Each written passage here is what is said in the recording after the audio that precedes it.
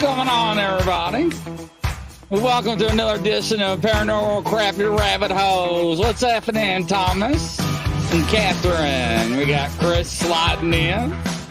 Hello there, Alyssa. Welcome, Denise. Let's see who else. Debbie and Thomas, yeah. So we got another show brewing up and got something going on. So how you doing there, Mr. Decker? Oh, doing all right. Living the dream. I don't know whose dream it is, but I'm living it. Hey there, Yolanda. How's everybody doing this evening? Welcome. Hopefully everybody's week's going pretty good. Don't forget, if you're not a subscriber on that side down there somewhere over here, down there, hit that button, right? And don't forget to hit the affiliate links too when you have a chance. Check them out. Mm-hmm. So, and say hello to them and for their sponsorships and everything. So, yeah, Yolanda, nice to have you. Hopefully you're doing good. So, what do we got brewing tonight, sir? Oh, not a whole lot. Just kidding. Tonight we got my good buddy Mike from Sussex County Bigfoot. He has the YouTube channel In the Shadow of the Big Red Eye. He travels the country. Yeah. Big Red Eye. He travels the country doing presentations and speeches and hitting kinds of events and researching as he goes. So I figured we'd bring Mike on tonight and talk about his experiences and what he's learned from being out in the middle of the woods. All right. Yeah, that sounds like a winner to me. I haven't talked to Mike in a while. So, well, let's go ahead and bring Mike on. Mike, come on down. How you doing there, kind sir? Hey. How's everybody? Doing fine. Hey, Welcome back. Welcome back. Yeah, thank you for having me again. I really appreciate it. Absolutely. So introduce yourself. Tell everybody who you are. All right, Mike, 34 from northwestern New Jersey. As Justin said, for that wonderful introduction, I really appreciate that. I travel the country. I speak about Bigfoot. I'm currently planning my 2024 Search in America tour, library tour. And what I do is I go around and look for Bigfoot at the same time. I've been looking for Bigfoot since 2011. Had an incident happen to me in North Florida, and I've just taken the bull by the horns, and I do this full time now. Awesome. He is living the dream of doing what we want to do full time, and he's found a way to make it work. And pretty awesome, gotta say. Kind of jealous of it. Hey, I don't know how long it's gonna last, guys, but I'm gonna ride it out until I can't anymore, right? Yeah, absolutely. Well, you mentioned your first incident that got you into this, Mike. Let's talk about that. What happened to you? Yeah, I was on a Bigfoot research expedition with a well-known Bigfoot research organization, and it was my first time ever camping, first time ever in the woods, and we were, looking for Bigfoot. Nothing happened the entire expedition. It was kind of a bust. We did find like a Florida panther track, which is cool. Because that's like there were only 25 of them left in the wild at the same time, so that's pretty cool. But anyways, nothing squatchy happened to us at all until the final night. About 3 o'clock in the morning, me and my buddy Jimmy were up watching a meteor shower, and we hear a tree knock from one side of camp, bam, right? And then a tree knock from the other side of camp, bam. And I thought it was the event organizers that are knocking on trees, right? Because I was like, all right, we didn't get any Bigfoot activity, but we paid a lot of money to come up on this, right? Yep. So anyways, nothing happened for about 15 minutes. Everything stopped. And then a fist-sized rock comes, and you hear it come crashing down through the forest. Boom. Flash, right? And I was like, nope, this is how horror movies start. I'm out of here. I'm going I'm in my car type of thing.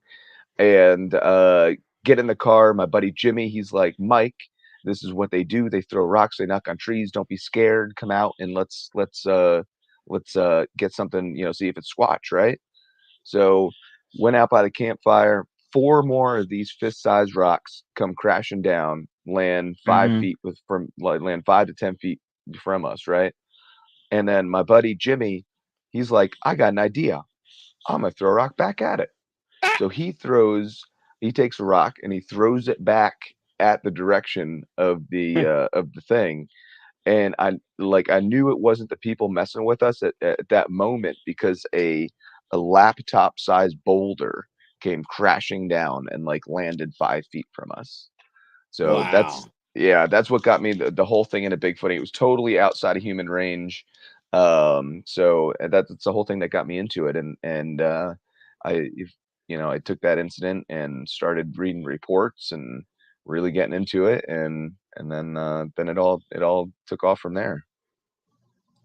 Wow. So like I could be okay with like having rocks thrown towards me because I'm with you. If they want to hit you, they will. And chances are they're not. They're just trying to get a reaction out of you. But I sure am not going to be start chucking rocks back at them. I think Yeah, that's just a really bad idea. Yeah, I mean, my buddy, he's a smart guy, right? He's a very intelligent guy. He's a paramedic now, Hmm. but he's not the brightest bulb in the box, when it comes to that kind of stuff. So yeah, yeah. That's a pretty intense encounter for your first time around, huh? My first time ever camping, mind you. That yeah, that no. Yeah, that's what I'm talking about. No, no. Okay, so you had that experience. You started reading reports. Tell me how the Sussex County Bigfoot comes around, and then your YouTube channel. How did that kind of evolve and get going for you? Yeah, so started doing research in Florida. This My first encounters back in 2011. Hmm. Started doing research. I became an investigator with said Bigfoot research group, Hmm. and then into 2016, I moved back to New Jersey and quickly made the Sussex County Bigfoot group, and met with some local researchers up here. Hmm. And then shortly thereafter, I formed I decided I'm going to create a show that's shows what Bigfooting is all about, what Bigfooting is truly about, the real, true, uncut, raw footage kind of Okay. what like Bigfooting is, right? Because I noticed all the shows on TV are kind of they're not, for lack of better words, they're fake, right? Yeah. Sorry if that burst anybody's bubble, but yeah. So I made the show, and we're currently filming our 7th season. We've been doing it since 2016, so everybody likes it. We got a couple YouTube subscribers, so it's been really fun. Awesome. Awesome. Awesome. Wow, I just had something I was going to say and I totally lost it. Gone. um, So what are the differences you're finding in the different areas you're researching, right? Because right now you travel and every time you stop somewhere, you try and do an investigation in that area, right? Yeah, absolutely. We camp in a state park. Everybody asks, how do I pick my campsites when it comes to these expeditions and locations? Mm-hmm. And the way I do that is I put on a map all the library presentations that I have in that area, that tour, and I pick a centralized area and camp there. So it's not necessarily Okay. has to deal with bigfooty areas or whatever like that, but it definitely has put me in some really awesome Bigfoot squatchy areas that are known and unknown to that have not been really squatched before. It's really cool.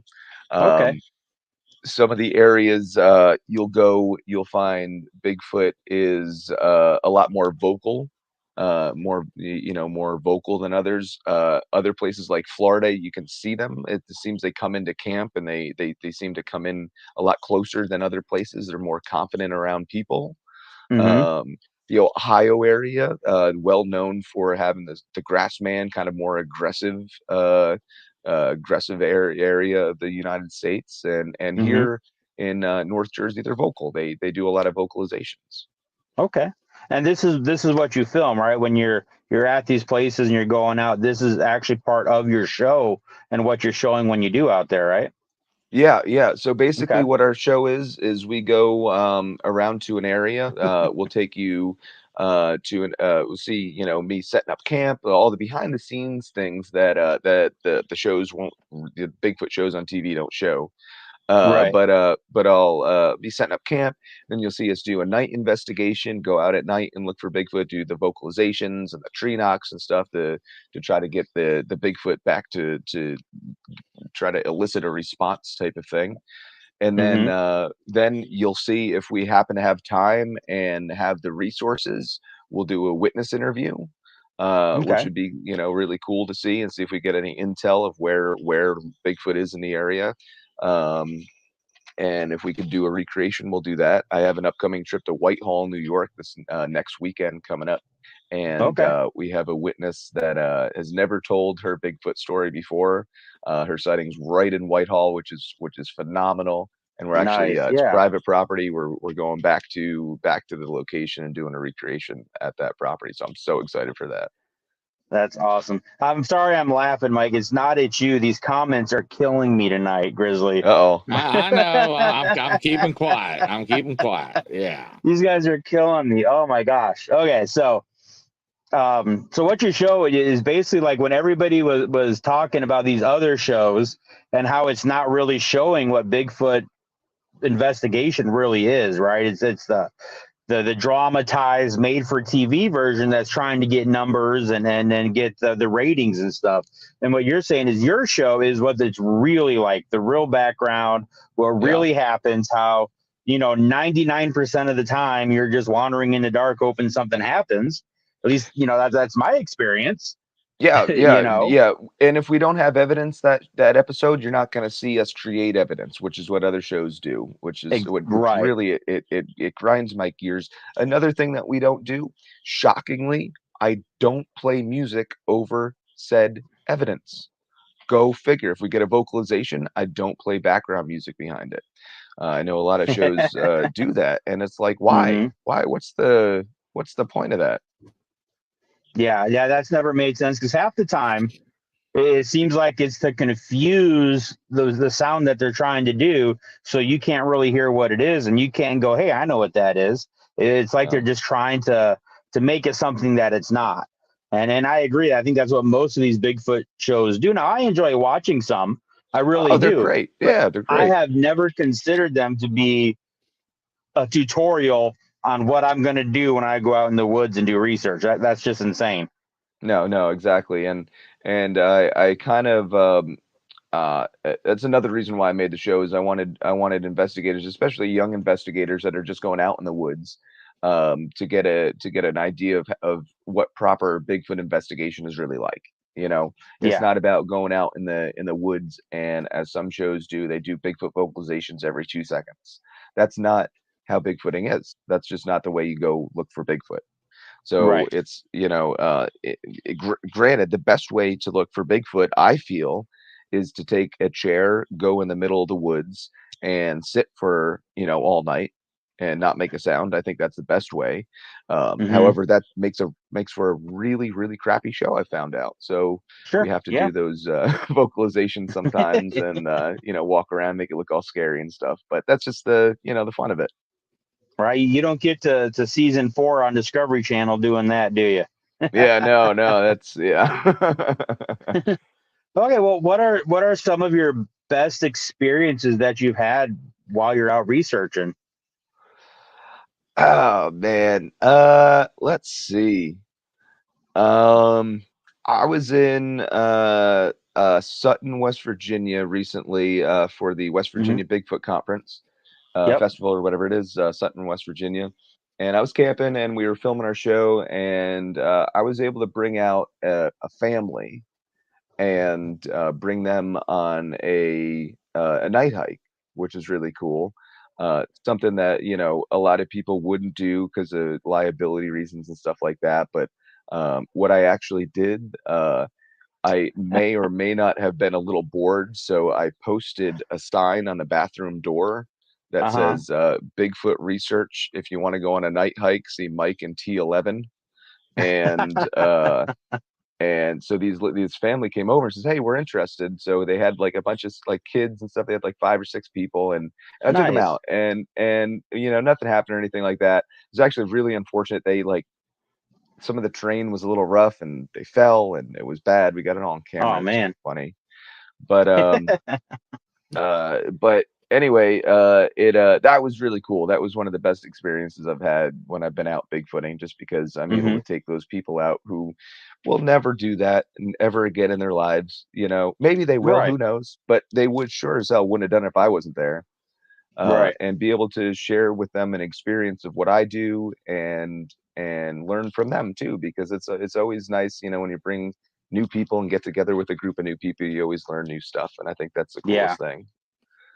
And it's fun to just share your passion and our thoughts and what we've learned with people that are genuinely interested.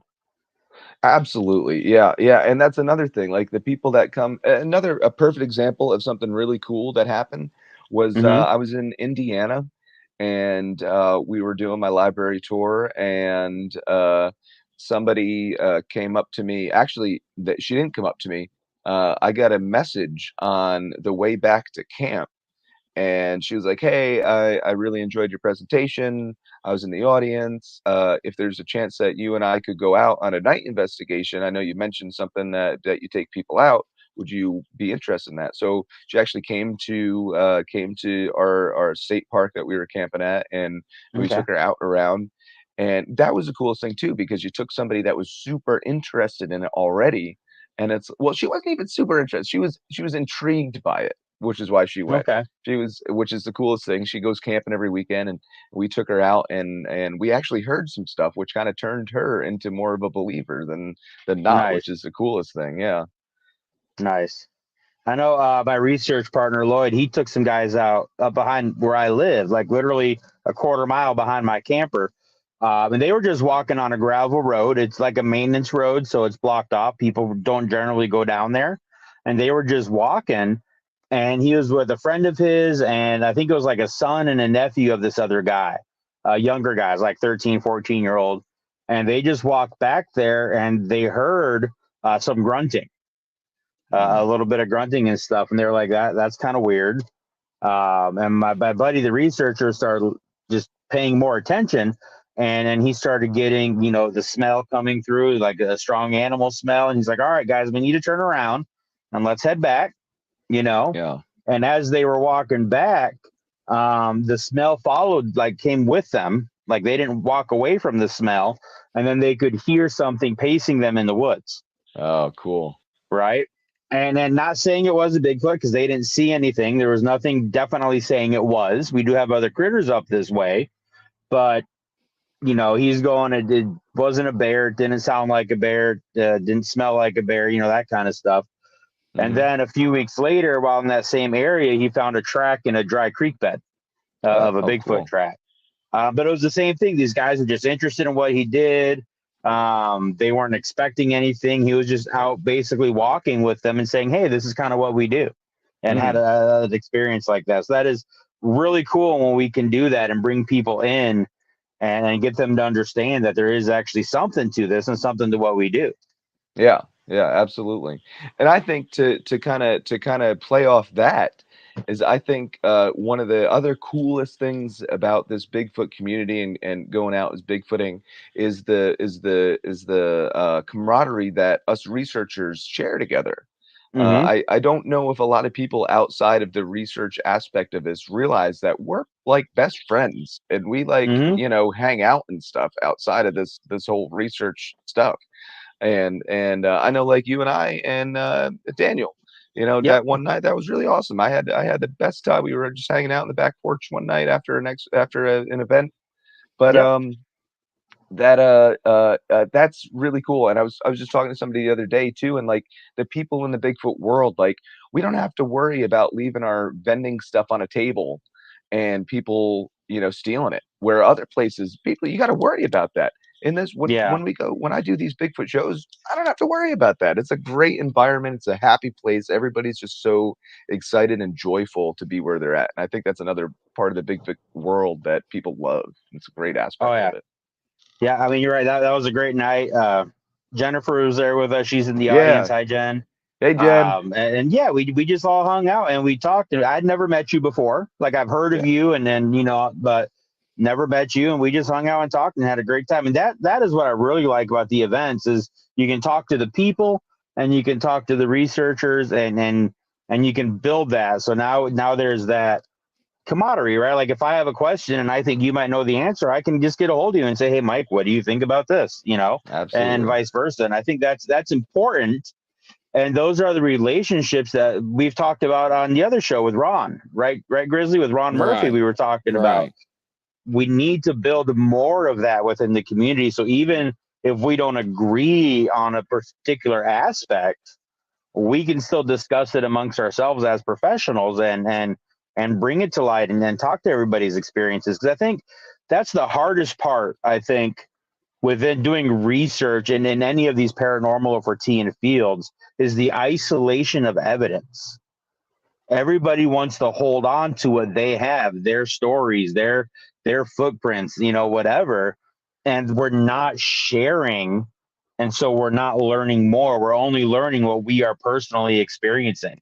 I've had a lot of researchers come out and say, I only trust and know what I've experienced. And I think that that's not necessarily the right attitude to have with it. We need to be able to look at what everybody's doing Yeah. and assess it. Yeah, and with that, you can bring in the certain other dimensional Bigfoots and interdimensional Bigfoots and stuff like that, and you could take other investigators, and this is where I have a hard time, and I have to check myself, even myself to this day, I have to check myself because you have reputable investigators that have seen Bigfoot cloak, say per se, right? Yeah. And I am a biological guy. I think Bigfoot is a biological, type of dude. Hmm. Um, but then you have these other researchers that say that they've seen him say shapeshift, and it's like, well, I would love to take that and say yes, I totally believe you and agree with you, but with something like that, I think that is something I would have to see for myself. You know what I mean? When it comes to like other biological Bigfoot stuff, like I think Bigfoot are nomadic, for example. Hmm. Um, Yeah. I think that could be, kind of pushed around the Bigfoot world and be tested theory by theory, location by location to see if that kind of works out, right? Sure. Yeah. So, Yeah, and I agree with you. It's one of those ones where, like I just said, I'm not going to tell somebody they're lying because I wasn't there. But I am very comfortable going, okay, I'm hearing what you're telling me, and I don't understand how that could happen.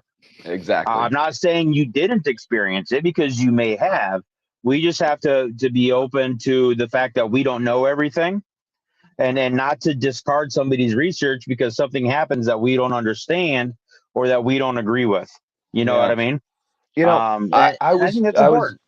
I was told the other week, and this is a really a divine example of so back in the day, we're in wherever South America or wherever these Amazon, wherever these electric eels live, right? Yeah. And we have these scientists that say like, hey, every time we get close to these animals, we get shocked. How is that possible? Right? That's crazy. Now keep in mind, we didn't have electricity back then. We had no idea how this stuff works. And then, it took years and years and years, and finally, it's like, oh, this eel can produce this thing, and now it's like, oh, okay. That took us a long time to be able to Yep. comprehend how that animal works. That could be the Uh, exact same way with Bigfoot. yep. That's exactly what you heard from me in my electric eel theory. Oh, that was you. That was I me. like it. Yep. Yep. I like That's it. I call that my electric eel theory. So the I'm gonna premise have to is like start you giving you stated. credit. That's okay. The electric eel was discovered within 4 years of the discovery of electricity. Right, that back in the 1700s, they were literally discovered at the same time. They had just started learning about electricity when science discovered the electric eel.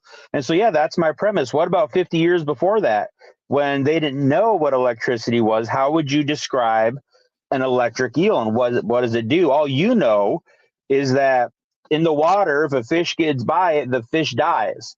Doesn't have to touch it, Yeah, right? Or if that's you so touch the cool. water it's in, you get this feeling, but you can't even describe the shock because you don't even know what a shock is. You've never felt anything or experienced anything like that, right? And that's what I call the electric eel effect or the electric eel theory, is just that understanding that a lot of this woo stuff is just science that we don't understand yet.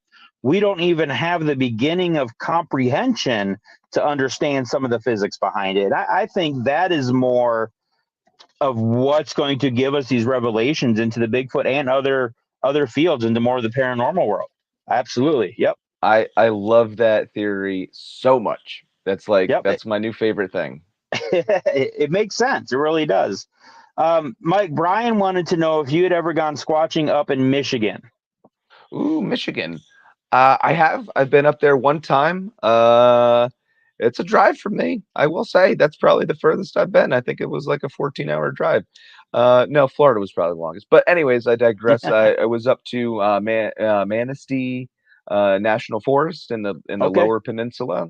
Yep. That was a really cool expedition. Then we went up to the Upper Peninsula where they had the pasties and stuff like that. Up in the You locals know said it what that right. is. You said it Yes. right. I'm impressed.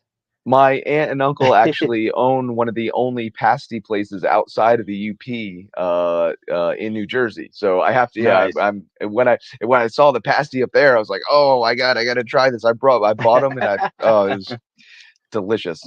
But anyways, yeah, we were up in the Upper Peninsula as well. We have an episode up there, so you can just go up to my channel and search Oh, MI for Michigan. Yeah. where at up in Upper Michigan? If you can give Oh me at least the man, general area, do you know? yeah, I can. Let me Just try to. asking because that's my old Yeah. stomping grounds. I lived in the Upper Peninsula between the ages of 10 to 17, and I Oh spent a really? lot of time up in the woods up in the UP. Yep. Okay. Let me bring up a map real Sure. quick here because I remember Okay. exactly where we stayed, but I don't remember anything else about While it, you're of bringing course. that up, let me ask you a completely unrelated question, but it's Okay. regarding pasties. All right. Ketchup Okay. or gravy? Ketchup or Ketchup gravy? all the way. Oh, come Oh, on. man. Gravy. Got to be gravy. Oh, I don't think so. For those that don't know, that is the big debate in the world of pasties, is if you use brown gravy or ketchup on them. A pasty is basically a meat pie that the miners used to take with them into the iron mines and copper mines in Upper Michigan. And it was usually filled with ground beef and like potatoes, carrots, rutabaga, onions, kind of root vegetables. And they were made into a pocket, and then the miners could carry them in their pockets in their overalls and whatnot. And then if they wanted to heat them up, they could put them on their shovels over little coal fires and heat them up, or they could just eat them plain, like a burrito, all wrapped up without making a mess. So that is a traditional Upper Michigan dish called a pasty, and I always recommend to try them if you can. So completely unrelated, had to throw it out there. We were in the Hiawatha National Forest by Munsing. Munising. Okay. Oh, okay. Munising, yeah. Yeah, Munising. Cool. Yeah, I know the area. Any activity up there? We had a couple things happen, a couple tree knocks, if I'm not mistaken, if I can remember back correctly. Okay. Uh, I know we almost got lost up there. That Uh-huh. was interesting. That was fun. But yeah, check out the episode if you go to I will. the website. Yeah, yeah, it's pretty Yep. fun. Fun, good, I awesome place to go squatching up there. Very cool. Oh yeah. You know, it's funny because I used to live up there, like I said, and I spent a lot of summers deep up in the middle of the UP. And we called it Mead Paper Mill land because originally it was for the paper mill, so it had already been Hmm. logged off. Yep. And I was one of these guys growing up where I was like, man, I wish Bigfoot was where I lived because he's living somewhere else. He's out in the Pacific Northwest. He's all these places, right? Yeah. Well, but after I moved from Michigan, I started delving more into researching, and I actually found reports from where I was at. And I'm like, you're kidding me. They were up there all that time, and I never knew. I never went to look for them. And I got so upset with myself because there's a report in that one big organization's database. We don't mention their name, but um, on the exact road we used to take to our camp. We built a Bible camp up there, a summer camp. And it literally mentioned the town that my dad used to pastor in up there. Hmm. You know what I mean? And it Yeah. was like seriously, I know exactly where they're talking about. I know that exact mile marker where this road crossing was, right? And then I moved to Florida and I was researching stuff, and the same kind of thing happened. But there I was a little more on the ball because about that time we had the Mayaka River photos come out, Right. and that was the area that I lived. So I was able to do Oh, some research out there, and then I was finally catching up a little bit. cool. Yeah, Myakka Yeah, River Upper State Park's Michigan. one of my that's one of my Hmm. other favorite places to go is Myakka River. Yeah, yeah. That's I loved it down there. In fact, I'm headed back down there here in a couple months. I'm going to be Oh, are doing you? some traveling. I'm taking off of work and doing some traveling. So hopefully I can meet up with some researchers down that way and see what's going on. Get with me because after the Have show, some because fun. definitely I have a few people that are really Okay. spectacular researchers down there that would I'm sure would love to take you out. Awesome. Awesome. We'll definitely have to touch base on that one. All right. The big question for you, buddy. Have you ever visually seen a Bigfoot out there? Here's the thing. Everybody asks me that, and I say, Yep. no, is my answer. I don't believe I have. There is a picture that I did take. This was years and years and years ago. I took a picture of what I believe to be, it could be the top of a Bigfoot head, and it's behind a rock. And I took a couple photos, and then a head pops up, and then it pops down. Now, it was very far range. It was misty, foggy. So it's the photo is never going to see the light of day because it could have just been a deer, and it's all Sure. blobby. It's one of those blob pictures that Yep. is not evidence, and I'm never going to post it. Um, but people find that kind of crazy when I say like, yeah, I devote my entire life to this, and I've never actually seen a Bigfoot. You know what I mean? Yeah. I don't even I believe in Bigfoot 70%. Like I don't even fully believe in Bigfoot just because I've never actually seen one. You know what I mean? Sure. I get that a lot. And one of the things I find online a lot is people will ask you, have you ever seen or experienced one? And I never have. I have never had something where I can say, I know that was a Bigfoot. Right. Yeah, And then people go, oh, well, then you don't know what you're talking about. yeah, And they have this idea. And I say it like this: just because you see a Bigfoot doesn't mean you have all this information downloaded into your brain just by having the experience. yeah, exactly. And that's something I tell people. Like, I have a lot of respect that people have experienced them and then gone and done their research and follow that path, but they've also done their research. The experience led them into it, or their knowledge led them into the experience, and that's wonderful. That's what it's all about. But Yeah, I've literally had people tell me that I don't know what I'm talking about because I've never seen one 100 yards away in the woods and didn't get all this magical knowledge downloaded to my brain because I saw something. And yeah. I Well, think that is just wild that people have that thought process.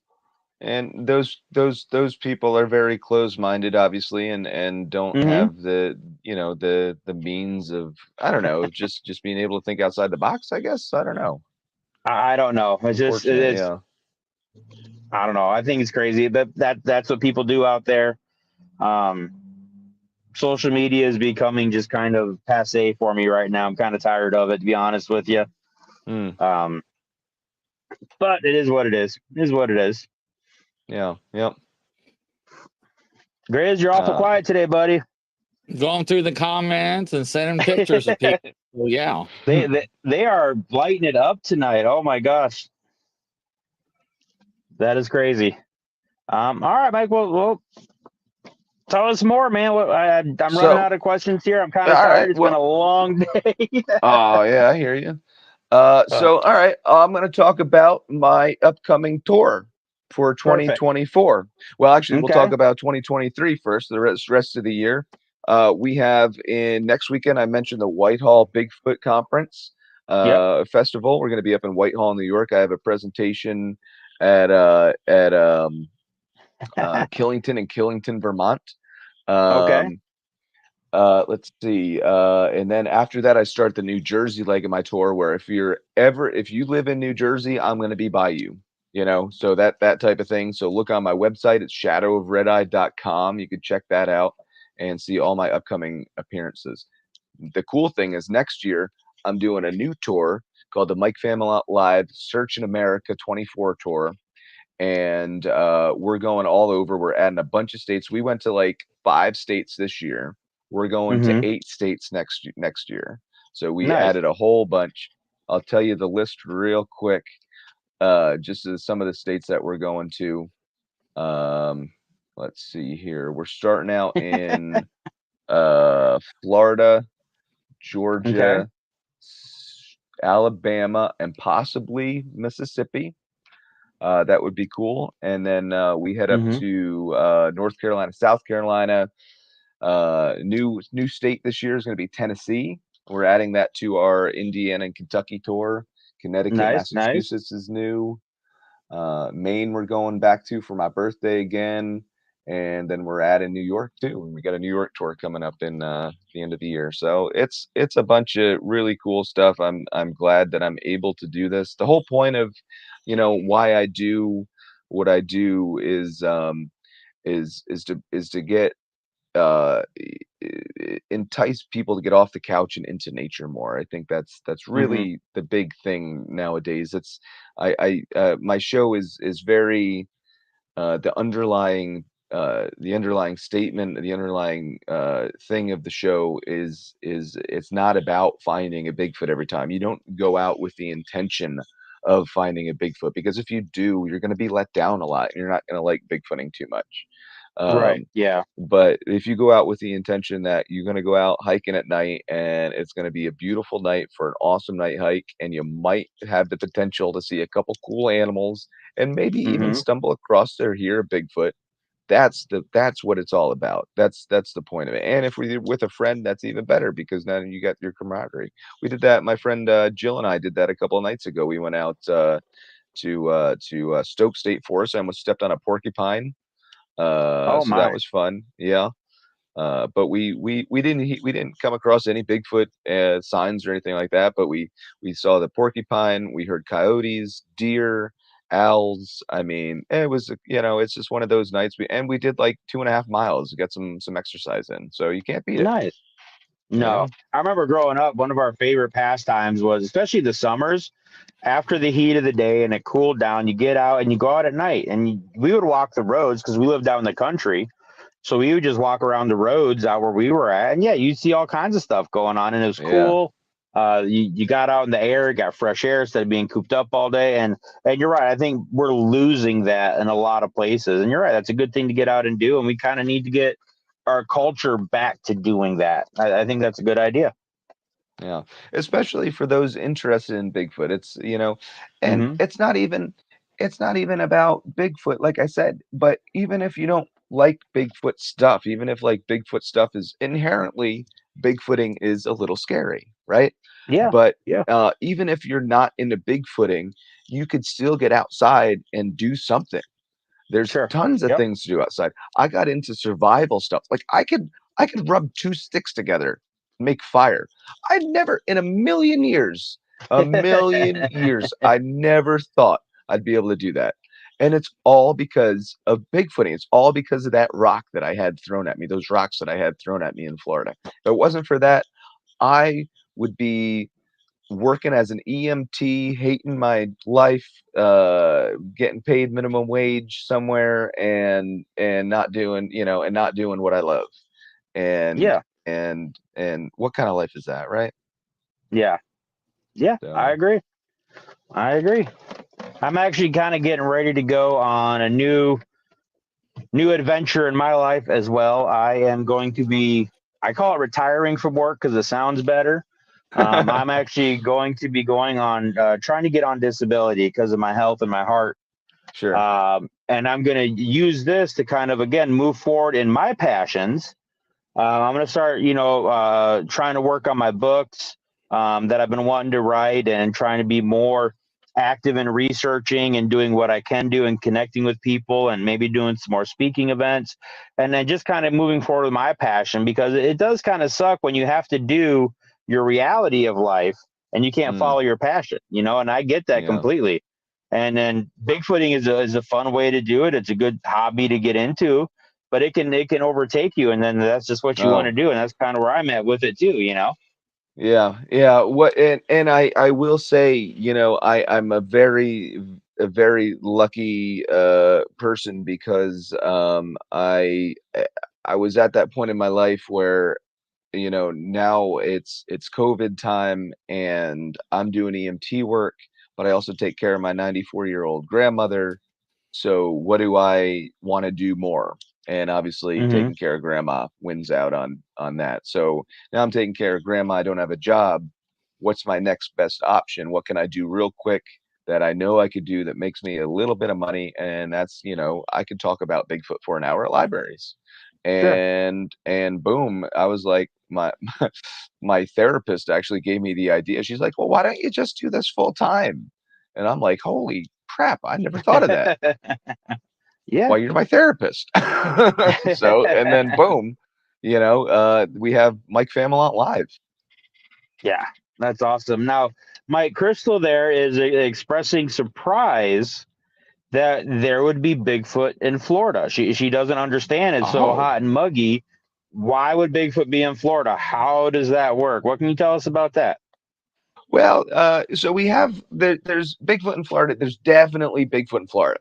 Though we'll start with that. There's definitely Bigfoot. I've had activity down there. That's where I had my first activity in the Panhandle up in North Florida. Mm-hmm. My buddy, we were camping last year in Ocala National Forest, and Mm-hmm. my buddy saw eyes shining, eye shine. Um, and then there's two like types of Bigfoot in Florida. You have the regular Bigfoot that are 7 to 8 feet tall that live down there. They live where the bears live, right? So you Mm-hmm. have North Florida, Ocala National Forest has a ton of bears in there. Florida, if you look at a bear population map, has three distinct locations that black bear live.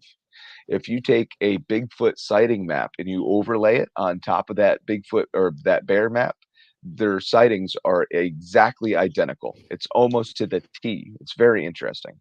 And Mm-hmm. you can do that with almost every state, which is cool. Yeah. Um, so that shows that Bigfoot are definitely in Florida. Then you go down to South Florida, down in the Everglades, and you have what we call the skunk ape, which Yep. is this four-toed, smaller Bigfoot. We think it has four toes because it could be like inbred type thing, inbreeding. Um, and you have this Bigfoot. It's kind of, I would say it's more like a basketball player than like a football player, right? Mm-hmm. Kind of slender type things. And we have them that live in South Florida in the Everglades, which is really cool. Um, and actually, fun fact for you: the skunk ape actually didn't get its name because of the smell that it produces, which it does Right. produce a Everybody thinks it really, does. really Yep. bad smell. Actually, got its name because kind of like your beard has a Yep. nice white line going down the back. Yep. And Yep. that's how one of the first witnesses reported that. So that's a little fun fact for Yep. you. Yeah, that was out of North Florida, right? Back in the was it late 1800s? They started seeing that one of the marked ones, like I you believe said, had so. that the white stripe on it, and they called it a skunk ape. But now, like you said, everybody thinks it has to do with the smell. And I've gotten in arguments with with people about that. I said, no, I understand what you're saying, but that's not really why it got the name. Yeah. But it correlates. It really does correlate. So it's one of those okay, whatever things. Yeah. Well, let it Um, slide. Let it slide. yeah, there's a lot of really interesting theories about the Bigfoot in Florida.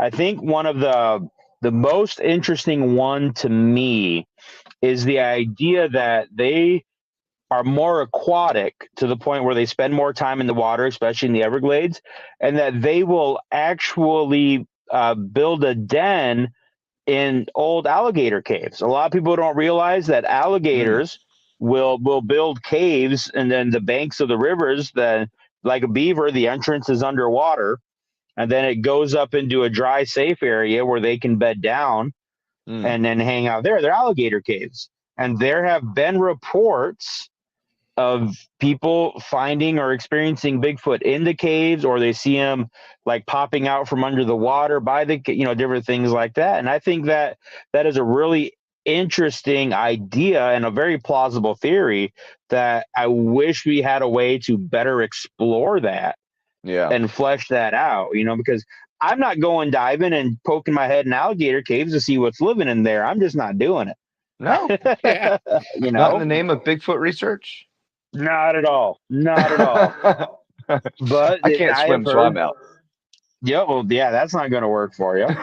I have heard of these reports. In fact, there was one, I wish I could remember where I heard it, where it was like a challenge for these teenagers, right? They knew where this gator cave was, and they would like dare each other to swim up into it. And this one kid did, and he described that it was really big inside. It wasn't just a little Oh hollowed yeah, out hole. It was actually like a cave, and he yeah. found like animal bones and stuff in there. Hmm. And the idea was that he found like, I think it was like Bigfoot tracks or some Bigfoot evidence inside the cave. Hmm. And that scared the bejesus out of him, so he left. But he reported that finding that, and I think that is just a very interesting theory that I don't think very many people have really thought about. Yeah, that's I've never thought about that either, actually, and that's a very good theory. It's plausible, it makes sense, and it definitely could happen, especially in the Everglades where there's like really big gators. I mean, we're Oh talking, yeah, 12 footers that obviously they have to have a big den yep, to be able to maneuver around in, right? hmm yep, So that's really interesting. I know they have in the Everglades too. They have a lot of hammocks. What they call yep, hammocks, and that's just a strand of trees that's in the middle of this open prairie type thing. It's a wetland. hmm Um, and what they do in there is we know that large cats, Florida panthers, inhabit that. yep, So we know that that's also a very good place for large predators to hang out. And in the Everglades, that's pretty much the only place that a Bigfoot could hang out in. Otherwise, they'd be seen. I don't know if yep. if anybody's familiar with the Dave Shealy footage back in 2007, I think it was, Oh yeah, yep. where the skunk ape moving in Florida.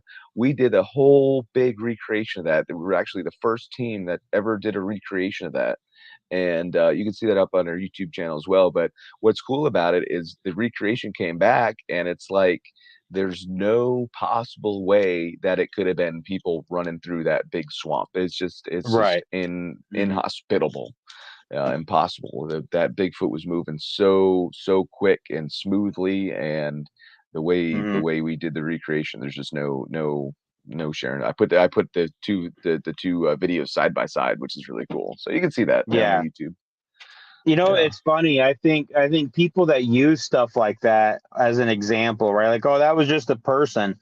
I don't think they've ever tried to walk through Florida, period, let Yeah. alone the lever loaded an Everglades swamp or a marsh, right? Because even just walking through the dry lands, like let's say you're in the Malaca State Park, right? I've been out there before. I Oh, wasn't yeah. hog hunting at all, and you're trying to walk through, and you're getting cut up by the sawgrass and the palmettos, Oh, and yeah. you are not just barreling through. It doesn't happen. And No, then when you no. you add in the marshiness that you're going to have in the wetland area, and even if it's 6 inches, because down there it could be just be a 6 inch swamp, and you're trying to you're not moving quickly through that at all. Yeah. Yeah. But I No. hear people say, like you said, oh, it was just a guy running through the Everglades. No. Yeah. Like I've run through parts of the Everglades, and you get cut up, beat up, you stumble, you trip. I mean, it's like I said, we were Oh, chasing yeah. Right. hogs. Right. And Now. yeah, no, it's not easy at all. And it's the same thing, I think, for people that try and use the whole misidentification of a bear, right? Because like you said, if you overlay habitat maps, they're very similar, but that's because it takes the same type of habitat that supports a bear to really support a population of Bigfoot. I mean, that's just kind of Absolutely. logical. Hmm. And I tell a lot of people, like, they say, oh, they just misidentified a bear. And I go, have you ever even seen a bear in the wild? Like, I'm just curious, right? Because like I've Right. seen lots of bear in the wild. I mean, I'm up here in Gatlinburg right now, and I've come 6 inches away from a bear sitting on the back porch of where I used to work. I mean, I've seen bears, and I could never mistake an 8 foot tall, walking upright, ape like looking creature walking across the road and go, gee, that's just a bear standing up walking across the road. That just makes no logical sense to me. So I think the people that say that have never even seen a bear to begin with. You know what Yeah. I mean? No, absolutely. I think, the two animals, it's really interesting that the two animals share the same habitats together. Uh Um, huh. but I think that just leads to say that they probably eat the same things, right? So if two Yeah. big predators inhabit the same area, they probably eat the same thing, right? So Yep. Brian. Michigan DNR says this right. Yeah. But anyways, so we know that bears eat berries and stuff like that. So Hmm. I think Bigfoot would eat the berries and stuff like that. Hmm. So I think when people always ask me like, where's the poop and stuff? What does the poop look like? I think it Hey, looks like a Brian. big bear poop. Yep. I don't think we will ever have a show where we don't talk about Brian's poop in the freezer. I don't think it's going to happen, Grizzly. Yeah, Mike don't know about it. Brian He doesn't actually even know has it about it. in the freezer right now. He Oh said it yeah. was so big he had to break it. Yes. Oh jeez. And it stuck Yeah. up his trunk for 3 months. Oh. And his yeah. wife found out on the show. It was awful. He was boy. showing us it was in a sweet and low box. And Yeah. his wife was like, he's like, but honey, I told you. He's like, honey, it's marked. So yes. That's amazing. Man, that's crazy. You know what? I think we talked about this a couple of shows ago. I was actually online because I still look at social media as much as it bothers me. And again, somebody is posting, if Bigfoot is real, how come we've never found their poop?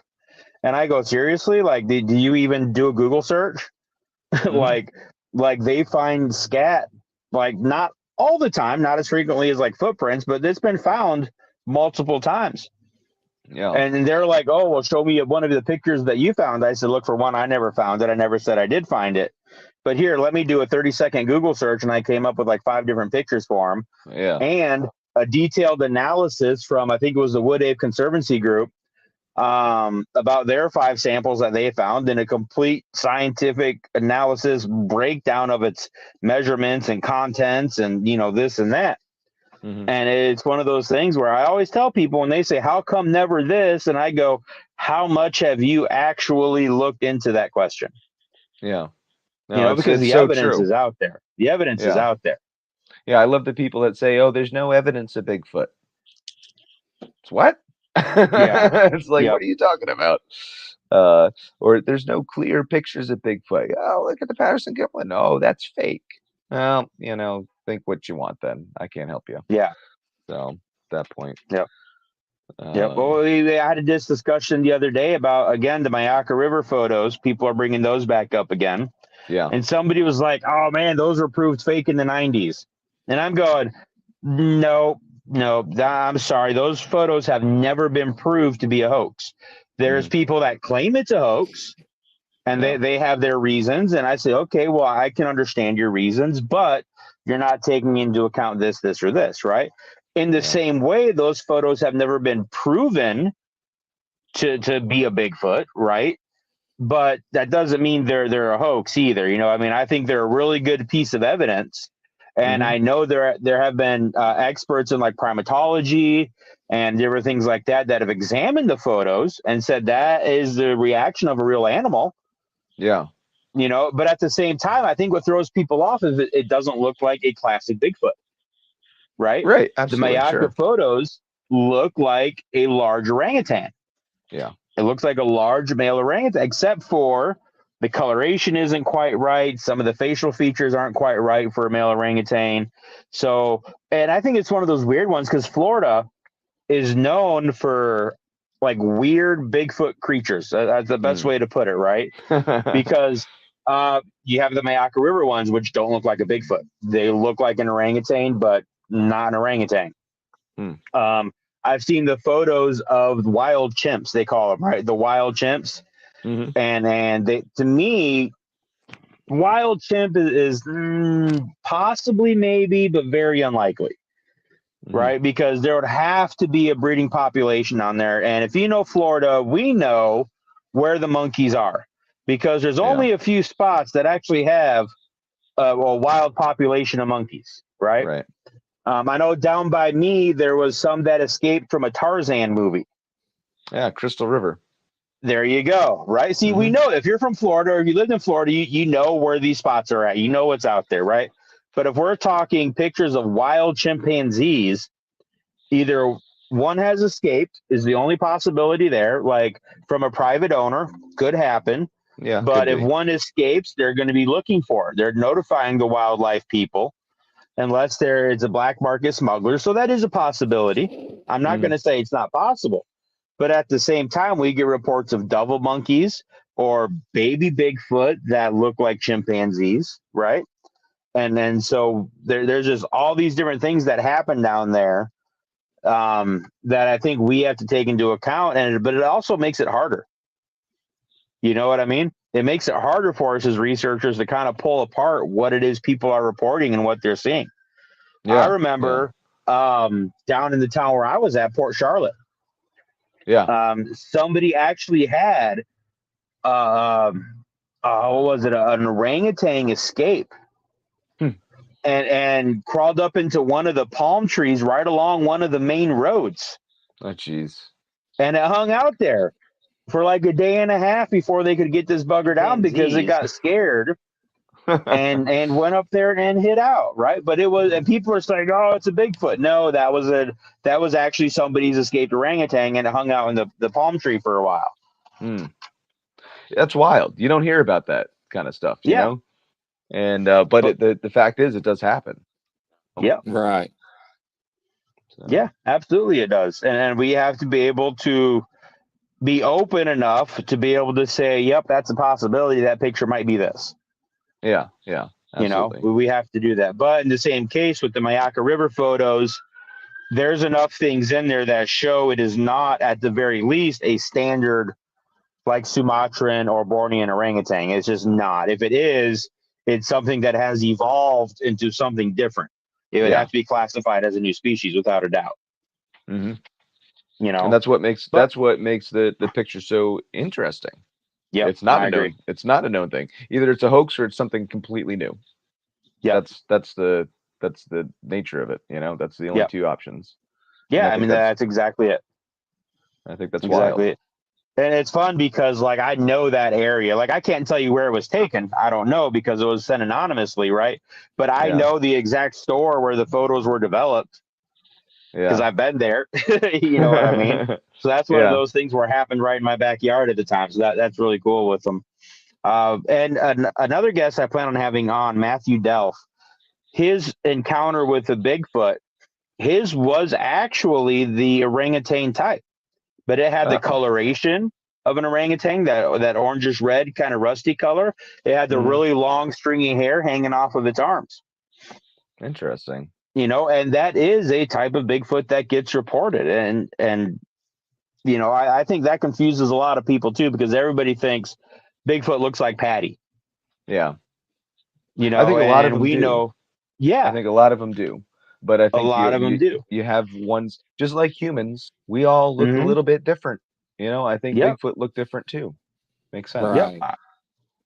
I agree. I'm of the field, the belief that there isn't just a specific type of Bigfoot. I think there's different subspecies of Bigfoot. That's where you and I differ. Yeah. Just because of the varied reports in the structure, you know, facial structures and hair types and all this kind of stuff, I think there would be multiple subspecies of Bigfoot. I just really do. I just think right now the evidence leans, there's at least some sort of speciation by region, at the very least. You know what I mean? I can get on board with that. Yeah, yeah. I could see that. You have the you know, the western species and the eastern species and the southern species. I can get on board with that. I think kind of like mountain lion. Yeah, yeah, absolutely. Yeah. That's all one species, but you have different subspecies. I like that. I like that theory. I think there's one species of Bigfoot. I don't think you can have different. I don't think the world is capable of handling multiple different large unknown bipedal creatures. Maybe the world could, but definitely not North America. I don't think North America can hold multiple different bipedal large predator creatures. So I think Bigfoot's it.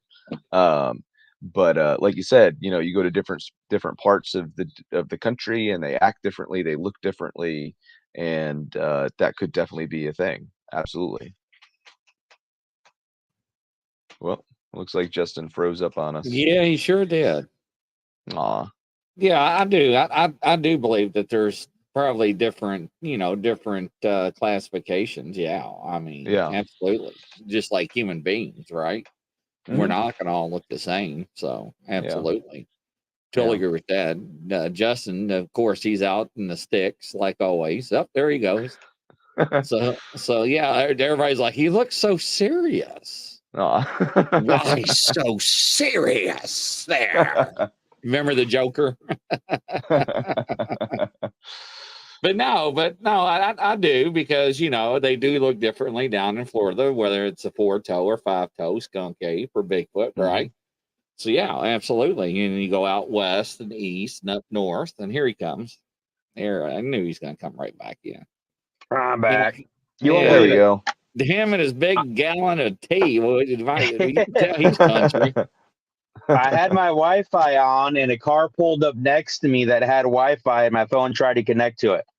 Ah. Yeah. Oh, I bet that freaked him out. Like, Bigfoot. What? I don't know, but it freaked me Welcome, out you're on because the all of a podcast. sudden, Hey, war it criminal, was a welcome little to the weird. show. Nice to have you, war criminal. Yeah, Oh, everybody's man. like, why so serious, Justin? Because you were like, you were posing, so yeah. Well, I got to pose every now and then.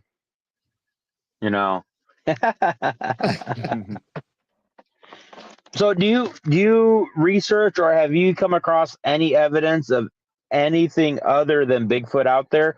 UFOs, fairies, orbs, dogman, anything like that? So I will say, I camp a lot, Uh-huh.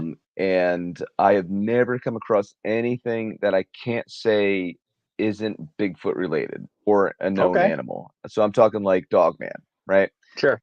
Can't say I've ever come across anything Dogman related. Not to say it's not out there. It's just I haven't come across it yet. That's Right, that right. simple. When it comes to UFOs, I did see a UFO one time. Actually, 5 of us saw it. We were we were looking for Bigfoot. Go figure, shocker. High Point State Park, New Jersey, and we saw this red light, and it was just zigzagging, doing like an M across the Oh, sky. wow. Okay. And red light, slow moving, but it was doing this zigzag. Like I said, all of us saw it, whatever. But the funny thing is, the weird thing is, about 15 minutes later, we get the best Bigfoot vocalization that we've ever recorded before in the history of our team. So Okay. now, people say Bigfoot UFOs could be related. That's not close enough. That's not enough. That's not enough Mm-mm. for me to connect the two. And everybody's Nope. like, why not? That's so yeah, you got to think they're connected to UFOs now. That's the proof that they're, Mm-mm. you see a UFO. And I think I just happened to experience 2 different phenomenon at the same time or near the same Right. times. Yeah, and I agree with that. So recently, half the cliff out here by my work collapsed and fell down. Mhm. Okay. Very strange thing, but it happened, and somebody caught it and put it on TikTok. Imagine that, right? Mhm. And at the same time, a car was driving down the highway over here. Those happened at the same time, but that doesn't mean one was correlated to the other one. Yeah. And Yeah, I agree exactly. with you. To be able to say Bigfoot and UFOs are related, you have to have interaction between the two, and you have to know what that interaction is. Now, that being said, people have reported Bigfoot coming out of UFOs, going up into UFOs, UFOs hovering over Bigfoot, all that kind of stuff. And so you can say that has happened, but I don't think we can put a name or a category on that saying they're related, right? Because I think of it this way: look, if UFOs and aliens are real and they experiment on cattle and mutilate cattle and they abduct humans and do experiments on humans, if they find a Bigfoot, they're going to abduct a Bigfoot and do experiment on Bigfoots. I mean, to me, that just is a logical progression, right?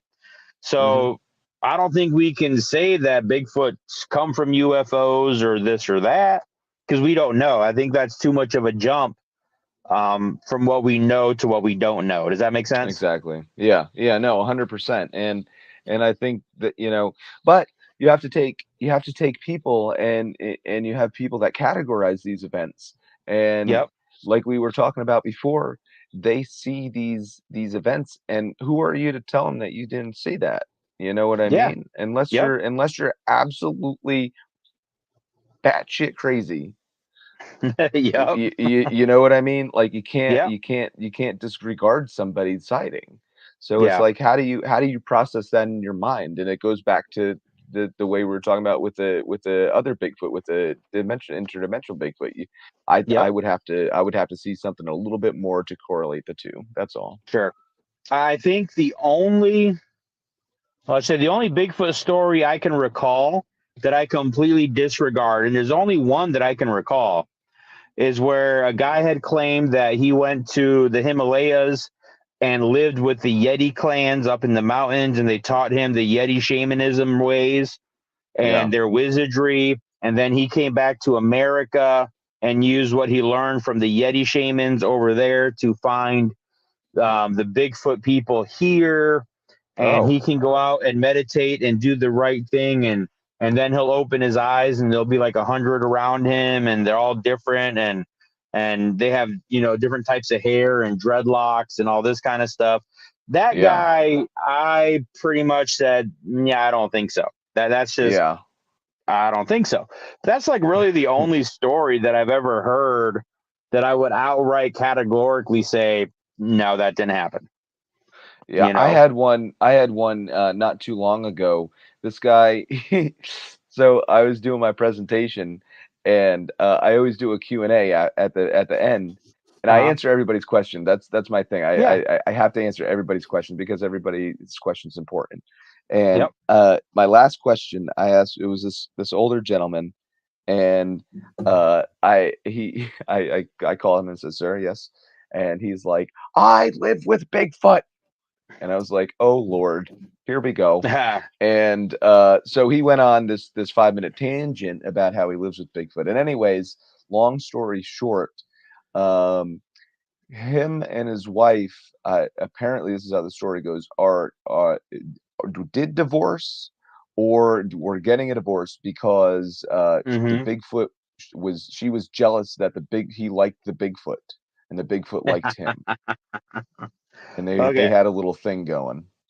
Got a question for you. Mm. Would this happen to be, you said, an older gentleman with a long white beard and kind of wears a wide brim hat? You know exactly who I'm talking about. Yeah, he's come up to me before at conventions, and we've discussed and had conversations. Yeah, Um, cool dude. I'm not going to discount anything he says because I don't know, but at the same time, it's definitely up there. Of I need more evidence to verify and back up what he says. Right? Yeah, I'm not saying that people don't lie about Bigfoot, because they definitely do. yeah, Right? And it's our job as investigators to be able to apply a litmus test, so to speak, to kind of verify the truth of what they're telling us. People will and do lie for whatever yeah. reason, right, about having encounters and experiences. And that's in any field, in any way whatsoever. I mean, you know that, Grizz, from your background as law enforcement. You have people that will confess to the most heinous crimes, and come to find out they didn't do it. They Hmm. couldn't possibly have done it, but for some reason they confessed to it. And it's this weird psychology thing. I don't understand it. So while we're saying that we can't call people liars, we also have to apply our own understanding, our own litmus test, our own perception of the person telling us the story. And then we have to be able to decide if we believe that as a possibility or not, just by that person. And Well, then look at that's an important thing. The Patterson Gimlin footage. The two people came and said that they were in the costume, and it's Right. like, Yeah. well, that's could be a thing. I don't know, but is it possible? I don't think so. They didn't produce any evidence to Any back up their evidence? statements, and that Exactly. was my Yep. problem with it. Yep. Yep. Exactly. Yep.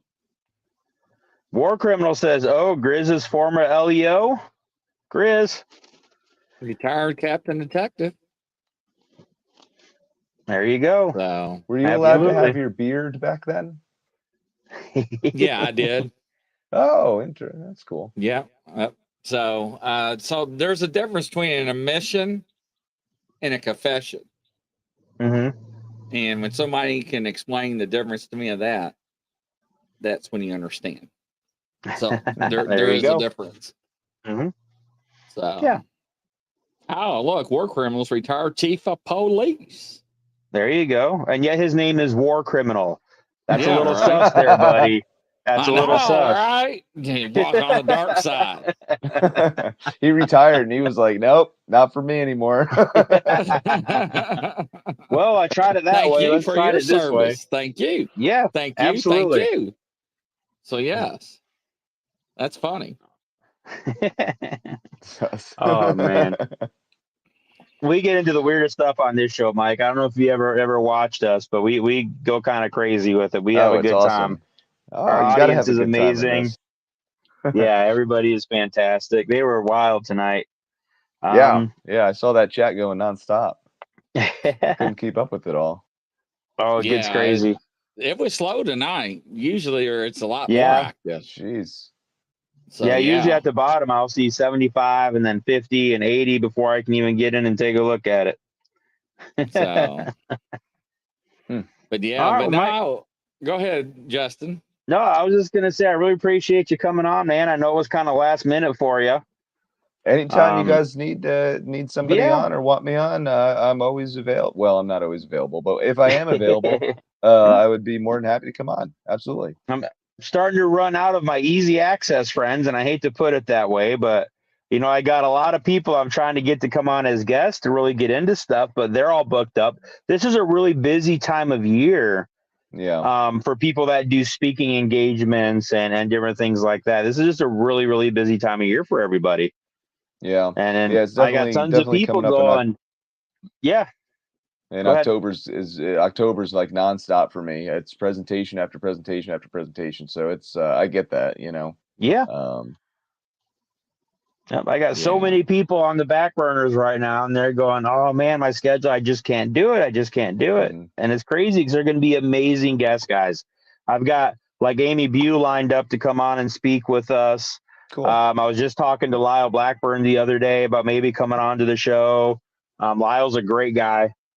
Dave Martin from the Squatch Watchers, he wants to be able to come on, but he hasn't been able to get his schedule together yet. Matthew Delphi, a really good friend of mine, he wants to come on, but with his work, there's so many people I got trying to get lined up. And eventually I'm just going, man, I've had like 10 people tell me no this week. I got to get somebody because they're tired of hearing me talk. Look, we even got a retired deputy coroner in here, man. We got our own suicide squad. That is my very, very good friend and research partner right there. So, you know what? I can use some of this help on my crime shows on Fridays, right? Listen, Mr. Colonel L. Davis, I'm trying to get you on this show too, but you keep telling me you're working too much, buddy. We're going to have a talk about that. May have to start up another channel just for the blue line. So, yeah. Oh, right? Absolutely. But Mike, it was awesome. Thank you so much once again. And ladies and gentlemen, from coast to coast and around the world, that's a wrap. And we'll catch you on the next edition. Y'all have a good night. Bye-bye. We'll see you guys. See ya.